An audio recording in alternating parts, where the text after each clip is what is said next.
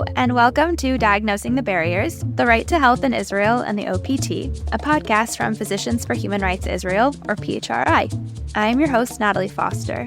PHRI is an Israeli nonprofit organization that promotes the right to health for all people living in Israel and the Occupied Palestinian Territory, or OPT, through the direct provision of medical care and policy change efforts. Today, I'll be speaking with Dr. Yanai Kranzler. Yanai is the director of the Bella Kaufman Open Clinic for Migrants and Refugees at PHRI. We'll talk a little bit about PHRI's response efforts to support the statusless communities since the outbreak of the Israel-Gaza war in October, particularly focusing on the Thai migrant workers who were impacted by the October 7th Hamas attacks, and discuss how the war has been affecting all members of the statusless community since then. So hi, Yanai. Thanks so much for joining today. Hey, Natalie. Thanks for the opportunity. Of course. So before we get into sort of the impact of the war on the statusless community specifically, I think it would be really helpful to get a broad picture of the makeup of this community, this population. So can you explain a little bit about the demographics? Who are they? Where do they come from? How many people are in these different types of groups within the statusless community? Talk about that. Sure. So, statusless folks in Israel are comprised of several different communities. They number in total between 200 and 250,000 individuals. About approximately 100,000 are migrant workers that are here with a work visa. It's a temporary work visa that allows them to work for several years. Those are the workers that they're on farms. They're working as home health aides. They work in construction. There's a smaller number of folks who are here as migrant laborers, but they didn't come here kind of through a bilateral agreement between their country and Israel. But they came here to work. It could be that they're working in cleaning, also in nursing, in other fields. But because they don't have a valid visa. So unlike the migrant laborers that are coming in through a specific program, so then they're less likely to have access to rights, to healthcare. I'm sure we'll talk about that a little bit later. Yeah. But they're much more vulnerable, and that's a reason why we'll be more likely to meet them at our clinic. Okay. The next population are folks that came here on a tourist visa, and then they stayed here. Okay. And they as well don't have access to rights, to healthcare. Well, they have rights; they're just not recognized. Sure. And they're another population that we'll meet in the clinic. Okay. Another population, and in some ways, the kind of core population that we serve in our department are refugees, asylum seekers that are here in Israel. The three most significant or largest populations of asylum seekers, of refugees in Israel, are refugees from Eritrea and Sudan. There are approximately 20,000 Eritrean refugees here in Israel and several thousand Sudanese refugees. And then there are refugees from the war in Ukraine. So it's approximately 10,000 individuals now. It was 5 months ago, it was about 14,000, but several thousand actually have left since October 7th. Okay. And then the final population of statusless individuals here in Israel are statusless Palestinians. Mm-hmm. So that can include Palestinians who are working here in Israel. Mm-hmm. It can include Palestinians who are here because for whatever reason there's a risk for them to go back to Gaza or to the West Bank. It could be because there's an accusation that they collaborated together with Israel. If they're LGBTQ Palestinians, they may have fled here because their safety is protected here as well. So there are a couple different categories. It could be because they married into an Israeli family.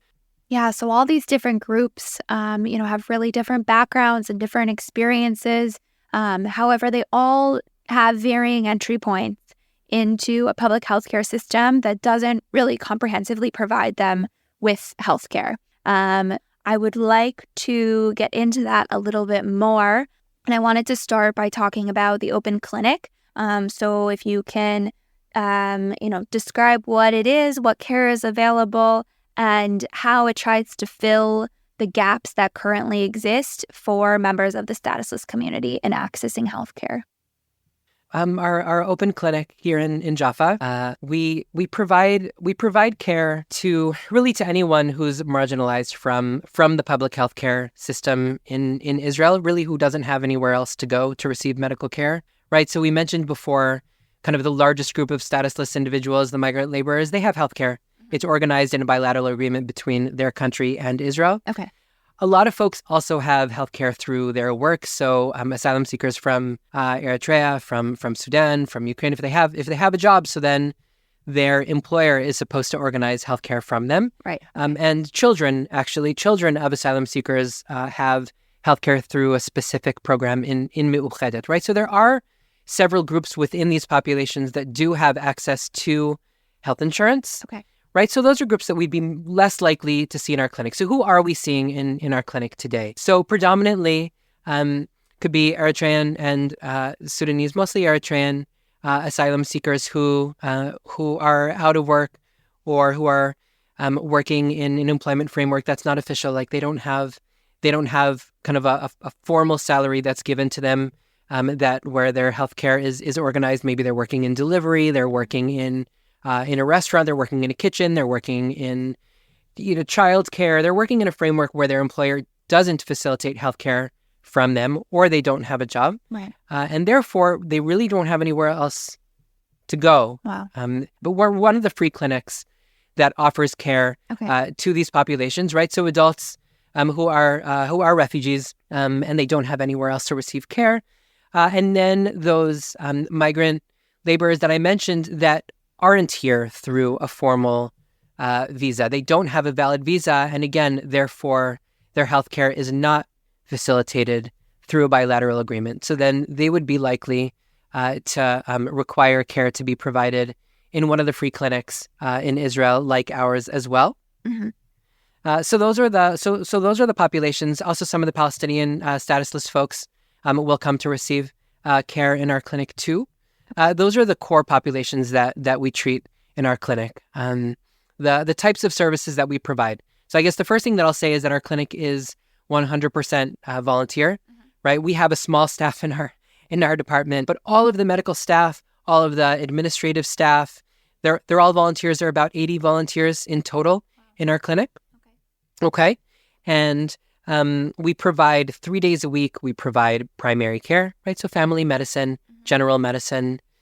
We have a specialist clinic. So anything from neurologist, physiotherapist, nutritionist, orthopedist, gynecologist. So we have our specialist clinic. And on Fridays, the clinic functions as a women's clinic. So prenatal care and other services, preventative services in support of women's health. So that's kind of the spectrum of services that we provide. But again, it's an incredibly special place. It's a place with a big heart. And we're here for whoever needs us. And I know that we'll get to a little bit later on, but it is important for me just to mention that all of the individual work that we do through the clinic very much is woven into the principled advocacy that we do as well, and advocating for policy frameworks so that refugees and statusless individuals in Israel are included in the public health system, so that there are policies that support their access to health. We're dissatisfied with the fact that we are forced to provide community-based services disconnected from the healthcare framework. I think that we see that everything that we do here as being temporary and towards the ultimate goal of refugees, as required by international law, refugees' access to healthcare being covered by the public healthcare system.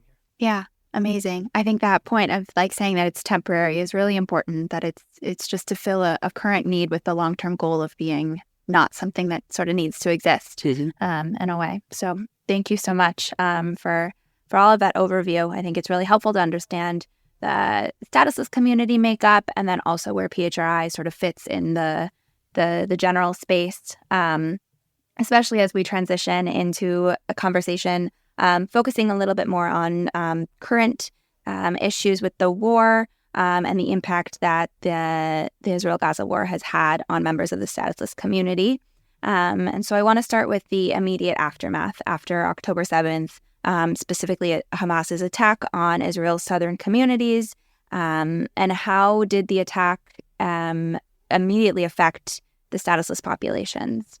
Yeah. So, obviously, like everyone here in Israel, so statusless communities have been impacted by October 7th, and kind of as I'll get to in a couple of minutes, kind of over the long term, there's really just kind of the being marginalized from support that was given really to everyone who was impacted directly or indirectly. Yeah. But I guess I'll start with the first community that we connected with after October 7th was farm workers. Okay. In the Gaza envelope, the kibbutzim and the moshavim there. They're mostly from Thailand, but not just. Yeah. But there's about 20,000 farm workers from Thailand who are here in Israel. Again, through like a bilateral framework. They're here legally. They're doing their work. They're doing critical work here in Israel.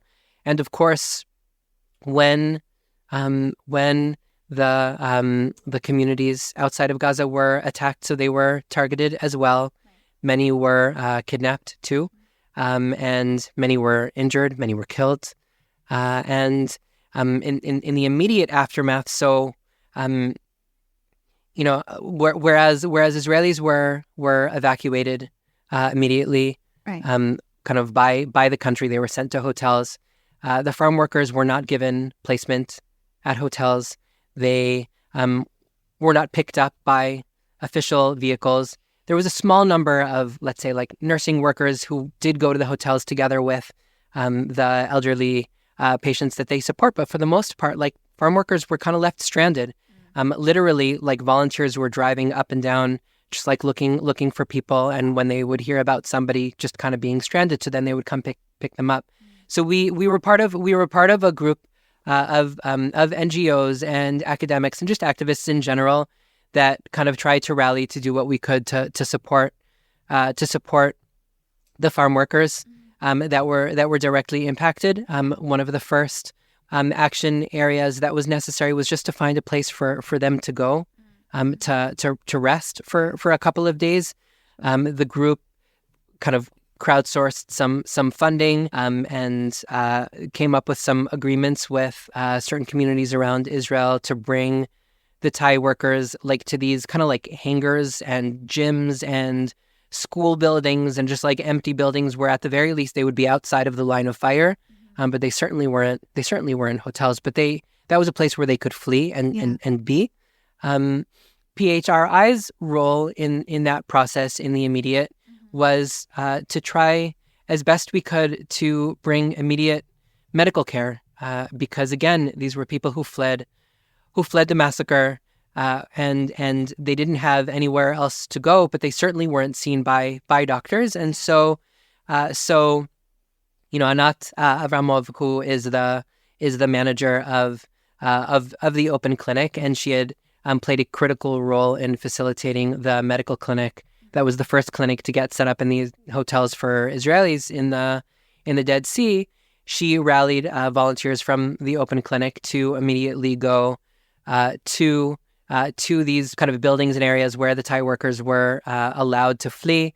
We went to pharmacies. We went to our clinic, tried to gather as much medicine, bandages, in order to make sure that the doctors didn't come empty-handed. And they visited several of these areas in those first couple of days. Ultimately, the Thai workers, there was a lot of pressure that was put onto them very quickly to return to their farms, to continue working. There was like a large kind of panic in Israeli society, like urging them, not wanting like crops to die and, real kind of economic distress that was experienced by farmers. And a lot of that pressure was kind of put towards these very vulnerable workers who don't have the same rights as Israelis. And so that was, after that first week or two, just kind of taking care of making sure that people had a safe place to go and to rest. So then we worked together again with other partners to advocate for the Thai workers to have time to rest and to heal and to advocate for them not being forced to go back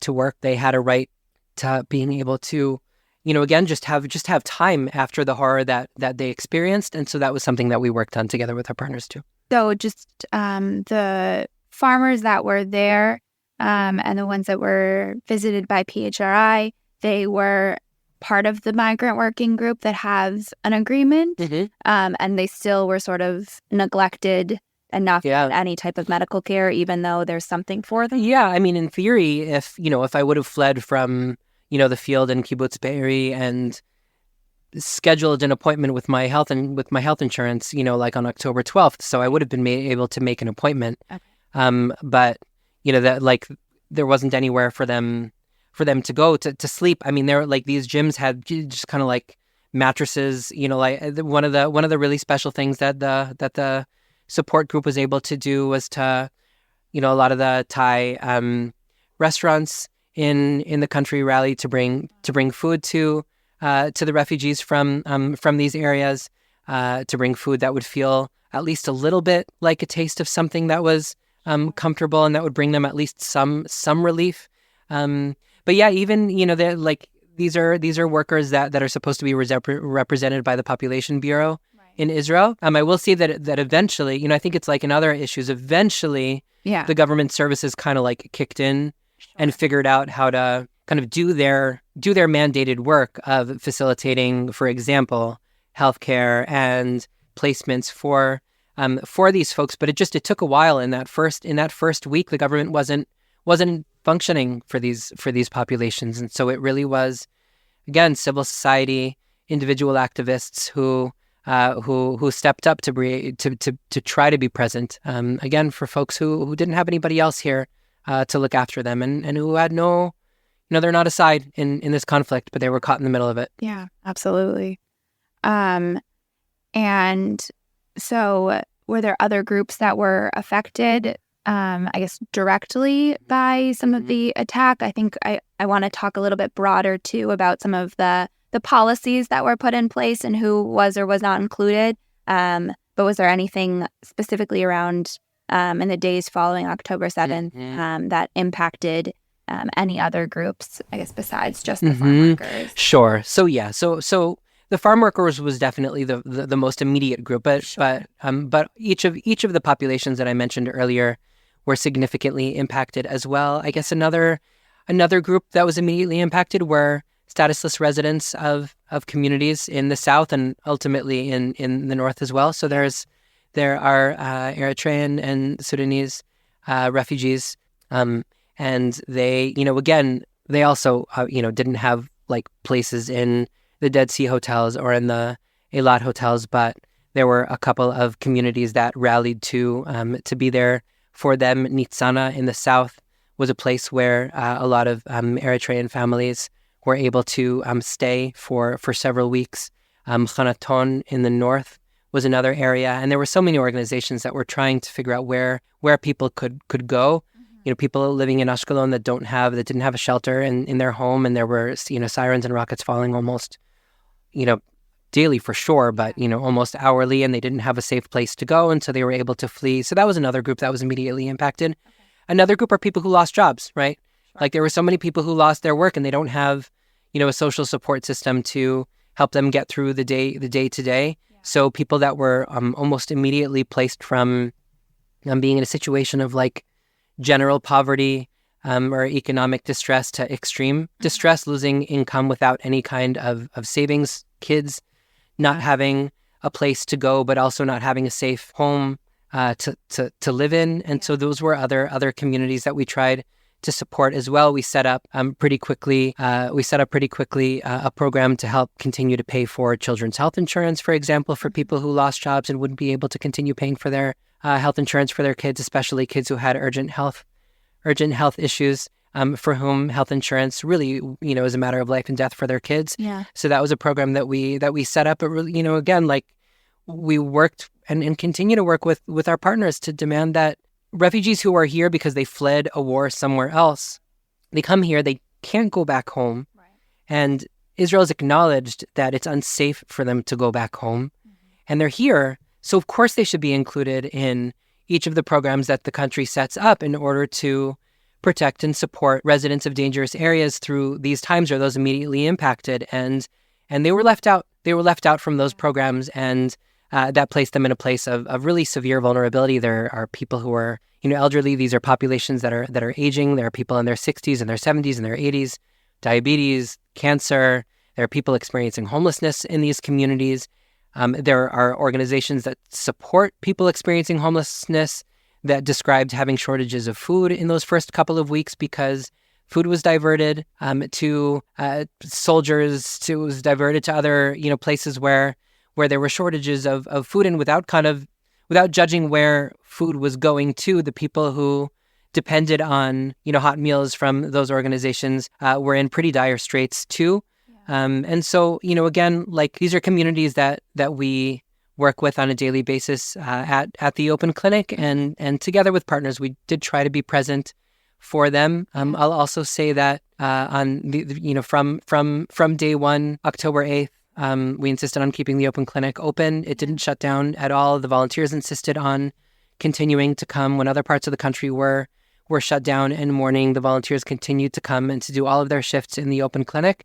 And I think that was something that was really important, again, for communities that are here by force. They're here because they fled, and they don't have another choice. They don't have another option, and they're not a side in this conflict. Yeah. And for our clinic to be there as a constant for them, I think was very important for us. Yeah, absolutely. So you started to talk a little bit sort of about some of the broader issues. Mm-hmm. And so moving on, PHRI has shifted and partners have shifted sort of the work to be more advocacy and policy level. Is that correct? Mm-hmm. Okay, so can you describe a little bit sort of about what the policies included, who wasn't included or neglected from these communities, and just sort of provide an overview of the advocacy efforts that have been required since the 7th? Since the 7th of October? Yeah. Yeah, so we've been involved in advocacy efforts to demand that statusless populations are included in support programs for anybody who is directly impacted by October 7th and the war afterwards. But our most significant advocacy efforts, I would say, are just kind of the same broader structural issues that are always impacting statusless communities in Israel, okay. But that have just gotten worse as the situation in the country has deteriorated over these last couple of months. I think the fact that refugees' healthcare or statusless individuals, that their healthcare is dependent on their work, the vulnerability or the fragility of that, I think, is evidenced by the fact that when the country goes into crisis and people lose their jobs, so then they lose the ability to go to the doctor. So I think that we really doubled down on our efforts to advocate for public health care frameworks for each of the protected status communities here in Israel. Yeah. We've worked tirelessly, very closely with, in support of healthcare access for Ukrainian refugees. They were provided kind of this healthcare framework after the war that facilitated healthcare for them, but it expires every several months. In August, for the first time, it expired. So in August for the first time since February 2022, so the healthcare for Ukrainians expired, and for several weeks actually they lost access to healthcare. After several weeks in which we petitioned the High Court to return services to the Ukrainian refugees, it was returned again, but for a couple of months. And then at the end of October, right? So remember where kind of the country is at the end of October. So all over again, Ukrainians' healthcare was expiring. Next to that, we've kind of had this long-standing petition to the High Court, together with other organizations, demanding that elderly asylum seekers who aren't able to work, who aren't able to get employment-based health insurance anymore, that they be provided public health insurance. And there too, the state was required to provide an answer like by December. And again, it's important to remember kind of where the country's like mind and heart and hands are. Right. And there are these communities that are here. Yeah. They're here, and they just need to be able to continue seeing a doctor when they need medicine, when they need treatment for chronic disease, when they need to have surgeries that have been scheduled for months and months and months. And so our core advocacy efforts have really always been to focus on demanding public health care for each of the communities that are here because they fled from somewhere dangerous and they don't have anywhere to go. These are populations that in most other countries in the world, almost all of them are recognized as refugees, which enables them to receive healthcare. And so that's kind of like the core advocacy area for us. And it continued very much after October 7th and into the fall. Yeah. Thanks. And so you kind of started to touch on this, but I want to zoom out a little bit. So what has the time sort of looked like for statusless members? Or have things sort of gone back to the status quo, I suppose, was? Our community still being affected by the ongoing war, either directly or indirectly? What has this time period and today look like? Yeah. I think for people who are struggling, so struggle got worse, poverty got worse, hunger, there's food insecurity for these communities. I think there's a lot of hostility. In Israel, there's been hostility towards the migrant workers. They were accused very, very early on. For those who went back home, for the Thai workers, many of them that returned to Thailand were accused of abandoning Israel. Those who kind of fled, who tried to find safer places, were accused of abandoning and not being in Israel in its time of need. They were accused of causing an economic crisis. I think for communities again who kind of Israel would talk a lot about having sectors where they were lacking workers, and a lot of the communities of refugees were still marginalized from some of those fields. There weren't efforts made to enable them to work in sectors where workers were needed. That was another area where we advocated to make sure that their rights were respected if they were working in some of these critical sectors too. It's important for me also just to mention that refugees, when there was so much kind of volunteer work happening in Israel, and in October, November, December, many asylum seekers and refugees were very much involved in packing food, in bringing clothing. When, I'll also say that kind of in the immediate aftermath of October 7th, a lot of our patients were actually asking us, and were asking the volunteers how we were doing. They kind of had an understanding for what the country was going through. So they were very closely kind of interwoven into what the country was experiencing. But I think in a lot of ways, they were also kind of separate from it and just kind of experiencing the fallout from what the country was going to, and experiencing a country without resources, or without paying attention to the critical needs that these populations face every day. Yeah, it sort of worsened issues while also sort of sweeping people under. It's sort of and I don't know how that sounds like an accurate way of describing it. I don't Yeah, no, I think that's a really accurate way to describe it. I think that's something that we felt a lot in the clinic. The country was kind of rallying around this together we will be victorious phrase, and it was on it's on buses, it's on TV, it's the overall public sentiment, and the question of who do you include in together, who's part of together, became very blatant for communities that were marginalized from those efforts. It was very clear that people who were directly impacted on October 7th, in some ways, sometimes did gain access. When there were Thai migrant workers who were kidnapped, and they were hostages, and they were released. So for those few days where they were in Israeli hospitals, so they received extraordinary care. They really, really did. And the hospitals did an incredible job of being present to them. But what about, for those who weren't hostages, they just have cancer, right? There was a refugee who saved an Israeli officer, and he was given honorary resident status. But if I'm just a resident who survived torture in Eritrea, or on my route to Israel, or I was a victim of human trafficking, so for that I don't deserve to be to have resident status. I need to sort of kind of prove my loyalty to this place in a way that the overwhelming majority of citizens don't. For most of us, we have human rights because we live here, because we're human.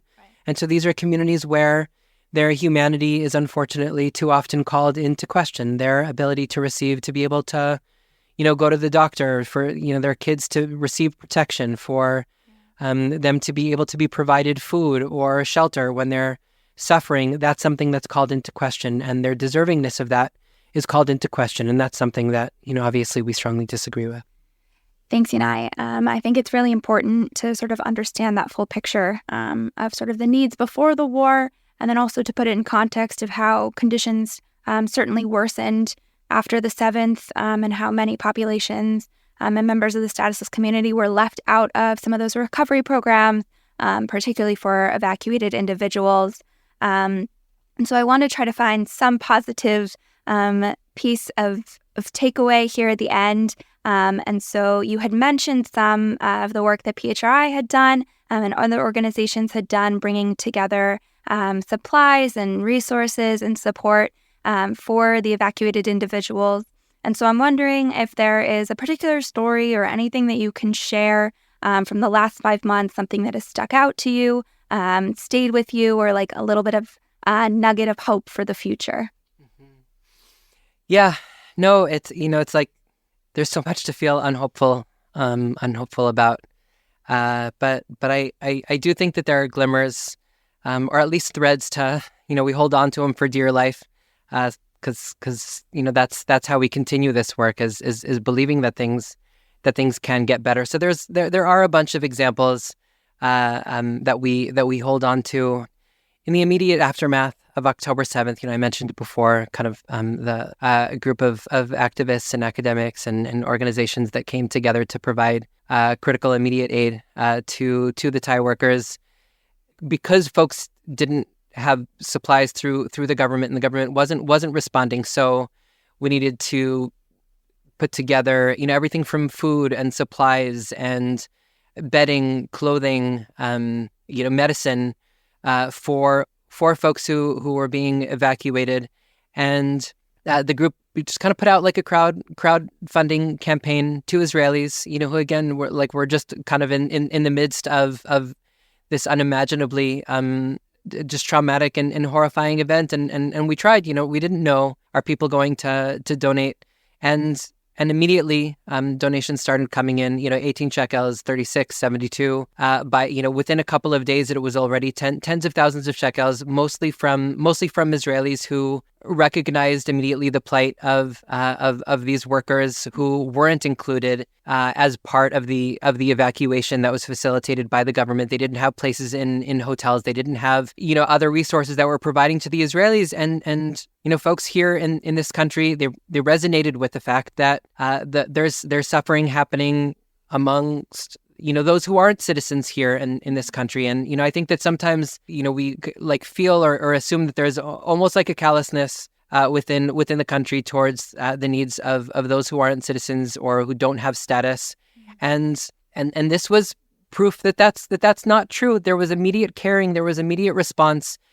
People were volunteering to drive people.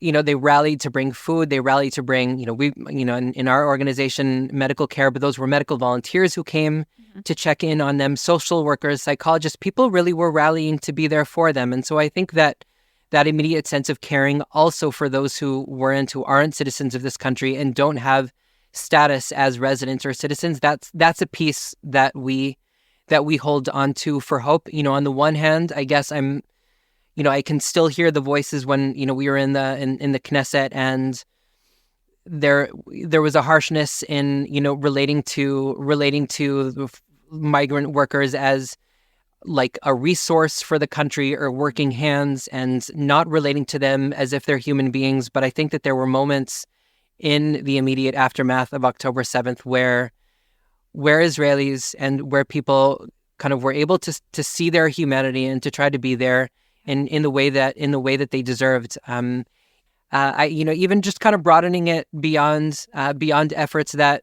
individuals were able to kind of step up and do in the absence of governmental support. I guess I zoom out to ways in which kind of even within the government, we see kind of places where the government is committing to stepping up to be there for statusless populations. The government committed at the end of December to allow refugees and asylum seekers into the public health system, really for the first time. I think a lot of the time there's an assumption, we had a fear on our end that October, November, December, there's going to be nobody to work with in the government. Everybody's going to be focused on this war. But no, the government committed on December 31st to facilitate healthcare for all refugees, and that means that the government do know how to function. Mm-hmm. They do know how to utilize the strengths of the public health system to provide care, also for those who aren't citizens of this country, who are refugees. That's a piece that I draw on for hope as well. I think some other places where we draw on for hope, are volunteers at the clinic that continued to come, from October 7th and 8th and onward. They kept the clinic open. They kept it running for all who need it. Mm-hmm. When one more thread that feels hopeful to us again is just the involvement of people from the community in this work and demanding a role and a voice in this work too. Mm-hmm. Again, we can only do this work if we do it in partnership together with the communities that we serve. Yeah. And again, there's so much to feel hopeless and to kind of devolve into a sense of despair. There's just so much, and all of that is so real. There's so much to be angry about, the extent to which these populations were marginalized and excluded from care. But these glimmers of caring that do come out, these glimmers of effectiveness at being able to translate caring into solutions, it means that there is potential to bring good to these populations, to provide people who've suffered tremendously with the care that they deserve.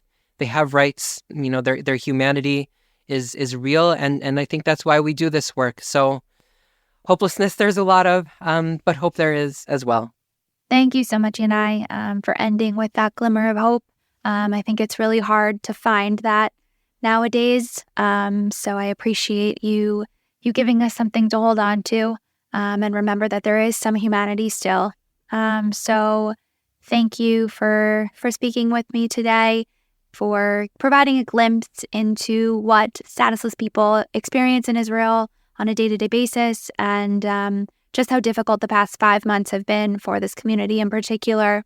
So thank you all for listening as well. If you'd like more information about PHRI's open clinic or the work that our statusless department does, you can visit our website. It's linked in the show notes. Also, we welcome questions and comments. You can email us at mail@phr.org.il.